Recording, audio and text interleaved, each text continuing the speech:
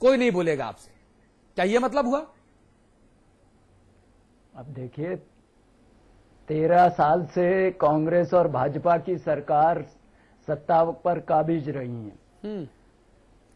लगातार ये प्रदेश आर्थिक संकट से जूझता रहा है, जहां तक जनसाधारण का सवाल है। लेकिन यहाँ के नेता, नौकरशाह और बड़े बड़े बिल्डर्स, उनके संसाधन लगातार बढ़ते रहे हैं। मेरा ये कहना है कि अगर ये गंभीर मसला है, नियम विरुद्ध कोई नेता काम कर रहे हैं, तो उनके खिलाफ सरकार बैठी हुई, सरकार को कार्रवाई करनी चाहिए। जितने दोषी वो नेता हैं, उससे बड़े दोषी मुख्यमंत्री और उनकी पार्टी है। तमाम प्राकृतिक संसाधनों को बेचने का काम तो ये सरकारें करती हैं मिनटों में, नियम का और कानून की बात बताती हैं, लेकिन ऐसे मुद्दे पर ये चुप रहती हैं। और सचान जी ने ठीक कहा, ऐसे तमाम घपले घोटालों में कांग्रेस भाजपा मिल ही रही है। और ये उदाहरण है कि तमाम जो घपले घोटाले होते हैं उस पर जांच कमीशन बैठते हैं, चाहे वो भाजपा के राज में बैठे चाहे कांग्रेस के राज में, परिणाम कुछ नहीं निकलता, जनता देख रही है। ये सीधे सीधे इस प्रदेश के साथ विश्वासघात है। राज्य आंदोलन संघर्षों के बाद बना, लेकिन जो परिणाम सामने आ रहे हैं उसमें ये लग रहा है कि पूरी सरकारें, चाहे वो पिछली सरकार रही हो, वर्तमान सरकार रही हो, ये घपलों घोटालों की सरकारों में तब्दील होती रही। अमिताभ अग्निहोत्री जी, देखिए, एक आवास नीति बननी चाहिए, उसका अनुपालन होना चाहिए, ये सब भविष्य काल की चीजें हैं, होना चाहिए। नहीं हुआ इसका खेद भी है, लेकिन ये मुद्दा इनसे इतर है। नीतियां जो हैं उनके बावजूद भी घोटाले हो गए। तो भारत से ज्यादा बृहत संविधान तो सचान साहब, भंडारी साहब, उपाध्याय जी, दुनिया के किसी मुल्क के पास नहीं है। फिर भी 2G 3G नाना प्रकार के जी हो जाते हैं ना। कानून तो यहां जरूरत से ज्यादा है, नीतियां जरूरत से ज्यादा है। उन नीतियों को ओढ़े कि बिछाए, ये कोई समझाए हमको ना। कोई चतुर सुजान ये तो बताए कि उन नीतियों को ओढ़ ले जनता, ये बिछा के सो जाए उन पर। क्या करें? नीतियां तो हैं। इस बहस में हम उलझेंगे तो मैं 100 नीतियां बता दूंगा जिनका उल्लंघन हुआ उत्तराखंड में 12 साल में। अब आते हैं आज के मुद्दे पर। केवल नीति नहीं है, इसलिए इस तरह के तमाम चीजों को नजरअंदाज कर दे या उनको डाइल्यूट कर दे, ये ठीक नहीं। कि नीति बनती तो ऐसा नहीं होता, नहीं। और जैसा समर भंडारी ने कहा कि ज्यादा दोषी सरकार है, मेरा इसमें थोड़ा अलहदा मत है। ये छोटे विधायक पार्षद का झंझट होता तो मैं चर्चा में बैठता नहीं, मैं नहीं बैठता चर्चा में। ये व्यक्तिगत नैतिकता का प्रश्न है, व्यक्तिगत नैतिकता का प्रश्न है। ये कानून, नीति, विधानसभा, लोक और राज्य संपत्ति अधिकारी से परे की चीज है, उससे बड़ी चीज है। ये सार्वजनिक जीवन में शुचिता का सवाल है।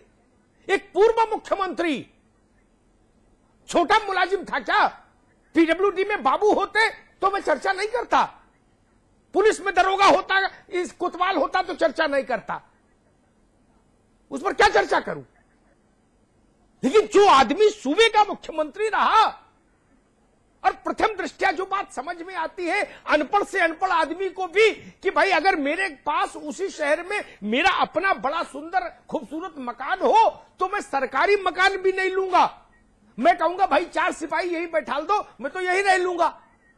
एक मकान किसी और के काम आए वो भी नहीं, हमने तो तीसरा कब्जा कर लिया। ये प्रश्न है, इसमें नीति का सवाल नहीं। और अजब है उत्तराखंड भाई, उसको भी सैल्यूट, सलाम।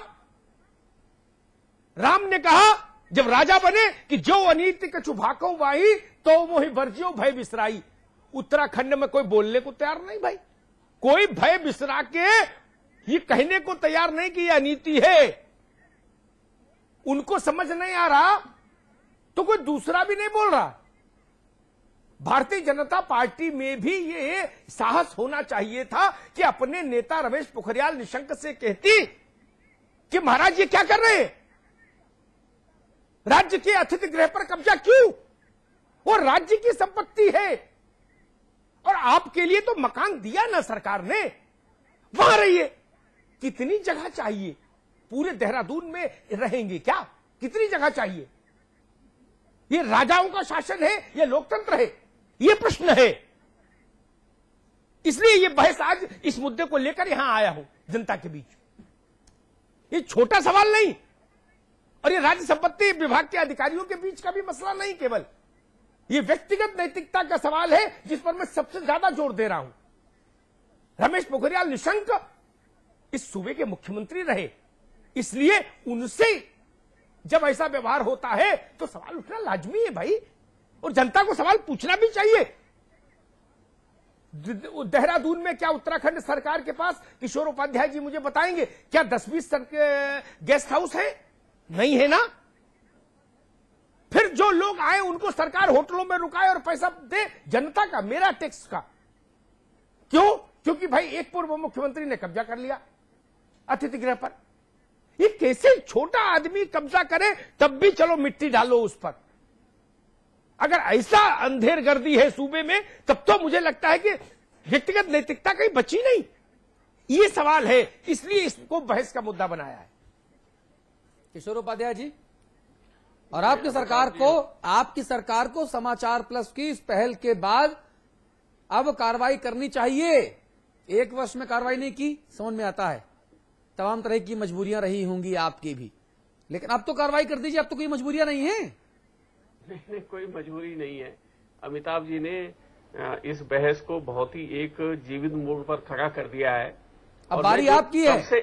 समाचार प्लस हमेशा ऐसे जीवंत मुद्दों को जीवित मोड़ पर खड़ा करता है, छोड़ के आता है आप लोगों के भरोसे, लेकिन आप लोग उस मुद्दे को गुम कर देते हो। सवाल ये है, तब भी इस पर अतुल जी नए तरीके से इस प्रदेश को सोचने की आवश्यकता है। पहले तो ये देखना पड़ेगा कि जो उत्तर प्रदेश, किशोर साहब, हमारी ये बीमारी है, हम लोगों को आजकल सोचने की बीमारी है। काम का जिक्र की फिक्र कर, काम न कर, सोचते रहो। पहले था ना जागते रहो, अब सोचते रहो। क्या कर रहे हो जी? चिंतन मनन कर रहे हैं जी, विचार कर रहे हैं जी। अरे काम भी तो कभी कर दीजिए। उपाध्याय साहब, सरकार आपकी है भाई। आप नहीं, बिल्कुल आप सही कह रहे हैं। मैं जो आपसे निवेदन कर रहा था अतुल जी, बहुत ही विनम्रता के साथ, कि हमको जो उत्तर प्रदेश से जितनी सारी हमने परिपाटियां ली है, मेरे ख्याल से इस प्रदेश में ये सोचना चाहिए कि वो हमको जारी रखनी चाहिए कि नहीं रखनी चाहिए। आपको पूरे पूर्व मुख्यमंत्री को बंगला देना चाहिए कि नहीं देना चाहिए, इस पर विचार होना चाहिए। क्यों देना चाहिए? और अगर किशोर जी बंगला देने पर आपत्ति कहां? मैं तो कह रहा हूं 2 बंगले जोड़ के और तीसरा बड़ा बना दो। मेरी आपत्ति है जब बंगला मिल गया तब कब्जा। आपत्ति होनी चाहिए, क्यों नहीं होनी चाहिए? इस गरीब राज्य का पैसा जो है, अगर पूर्व कार्रवाई होनी चाहिए, सरकार आपकी है, मुझे इस पर भी आपत्ति है। नहीं, बिल्कुल। अगर 50 मुख्यमंत्री हो जाएंगे तो ये पूरे के पूरे देहरादून में तो पूर्व मुख्यमंत्री रहने लग जाएंगे। इसलिए इस पर निश्चित रूप से चर्चा होनी चाहिए। मैं आपको बधाई देता हूं कि आपने समाचार प्लस के माध्यम से इस चर्चा को आज आरंभ किया है। मैं भी आपको बधाई देना चाहता हूं। अगर कोई कार्रवाई हो, ये मौका मुझे तो दीजिए किशोर भाई। आप ये मौका मुझे देना नहीं चाहते। आपने अभी तक ये भी ना आपने मुझे अभी ये भी तक ईमानदारी से नहीं कहा कि आप मुख्यमंत्री जी को चिट्ठी लिखेंगे। अगर आप ये कहते तो मैं मान लेता कि नहीं, मैं मान लेता कि साहब आपने अपनी भलमन साहब जितनी आपका अधिकार था, आपने अधिकारों का इस्तेमाल करके मुख्यमंत्री जी को चिट्ठी लिख दी। अब मुख्यमंत्री जी नहीं सुन रहे तो उसमें आपकी क्या गलती? ये तक मैं मान लेता, लेकिन आप ये तक कहने को तैयार नहीं है। ये नहीं है बात। मैं देखिए, मैं ये निवेदन कर रहा हूं, मैं बहुत पहले से मैं इस पर चिट्ठी लिखता, लेकिन क्योंकि निशंक जी ने, जब मैं यहाँ देहरादून में था नहीं, अपनी पत्नी को कलकत्ता दिखाने ले गया था डॉक्टर को, उस समय मेरा सामान फेंका। लोग कहते कि भाई किशोर उपाध्याय जो है ये दुर्भावनावश जो है निशंक जी के साथ इस तरह का जो है वो व्यवहार कर रहे हैं, इसलिए मैंने पत्र नहीं लिखा। लेकिन मैंने निश्चित रूप से जो हमारे अधिकारी हैं, जो हमारे नेता हैं, उनको कहा कि भाई इस मामले में आपको विचार करना चाहिए। कांग्रेस में नहीं तो कोई पार्टी नहीं, मतलब ये हो गया ना किशोर जी, अगर बद्रीनाथ केदारनाथ के रास्ते में किसी हिमालयी गुफा में कब्जा कर लिया होता तो मैं सोचता कि शायद सरकार ढूंढ नहीं पा रही भाई, कितनी गुफाएं हैं, इतनी बर्फ है, कौन कहां छुप गया कौन जाने। देहरादून में क्या 1000 सर्किट हाउस है आपके पास? नहीं है। फिर अजब मजाक है। मुझे इसीलिए चरण सिंह अच्छे लगते थे, मुझे बंसीलाल अच्छे लगते थे। अभी उत्तर प्रदेश के एक मंत्री हमारे साथ थे, वो कह रहे थे कि उनको हमने विजुअल दिखाए, उन्होंने कहा इसकी जांच कराएंगे अगर ऐसा हुआ है तो मैंने कहा यार कैमरा भी झूठ बोलता है क्या? अब इसकी भी जांच कराएंगे कि भला आदमी सर्किट हाउस में रह रहा है कि नहीं क्या? ये जो चीजें दिखती हैं कम से कम उन पर तो तत्काल कदम हो। मान लीजिए व्यक्ति में नैतिकता नहीं तो शासन की जिम्मेदारी है कि उसको कानून के दायरे में खड़ा करिए।